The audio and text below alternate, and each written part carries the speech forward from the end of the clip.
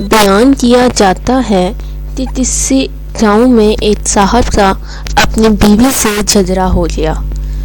ابھی جھگڑا ختم نہیں ہوا تھا کہ اسی اثنا میں ان کے گھر مہمان آ گیا۔ خاوند نے اسے اپنی بیٹھک میں بٹھا دیا اور بیوی سے کہا، فلاں رشتہ دار مہمان آیا ہے، اس کے لیے کھانا بنا لو۔ وہ غصے میں تھی، کہنے لگی، نہ تمہارے لیے کھانا ہے اور نہ تمہارے مہمان کے لیے۔ وہ بڑا پریشان ہوا کہ لڑائی تو ہماری اپنی ہے، اگر رشتہ دار کو اس بات کا پتہ چل گیا تو عوام ہوا خاندان میں بات ہوگی اور ہماری الگ سے ہوگی۔ لہٰذا خاموشی سے آ کر مہمان کے پاس چپ چاپ بیٹھ گیا۔ اتنے میں اسے خیال آ گیا کہ چلو بیوی اگر روٹی نہیں پکاتی تو سامنے والے ہمارے ہمسائے بہت ہی اچھے لوگ ہیں، میں انہیں ایک مہمان کا کھانا پکانے کے لیے کہہ دیتا ہوں۔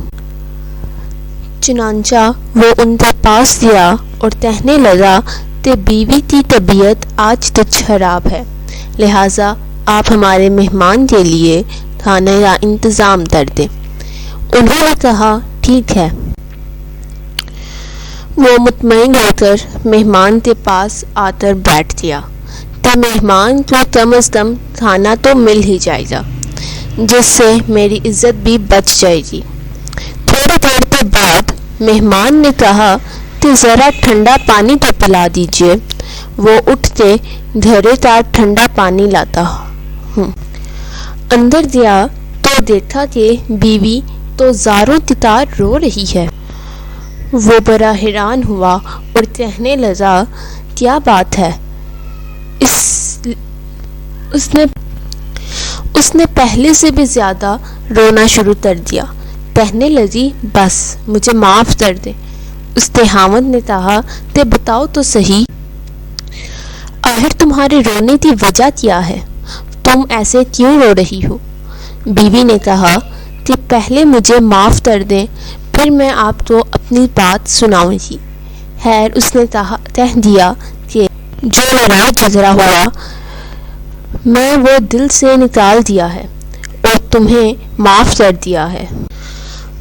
پھر وہ کہنے لگی کہ جب آپ نے آ کر مہمان کے بارے میں بتایا اور میں نے کہہ دیا کہ نہ تمہارے لیے کچھ پکے گا اور نہ ہی تمہارے مہمان کے لیے کچھ پکے گا تو آپ چلے گئے، مگر میں نے سوچا تو لڑائی تو میری اور آپ کی ہے اور یہ مہمان رشتہ دار ہے،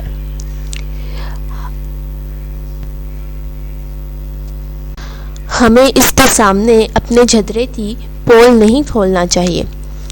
چنانچہ میں اٹھی کہ کھانا بناتی ہوں۔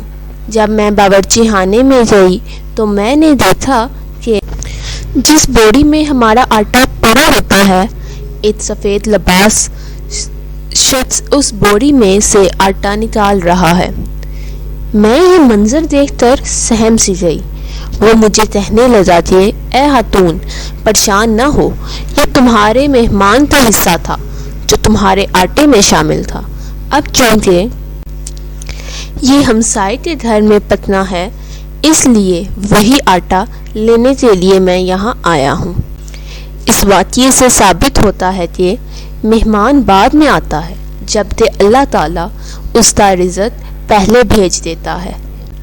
یہ واقعہ کتاب خطبات فطیر سے ماخوذ کیا گیا ہے۔ شکریہ۔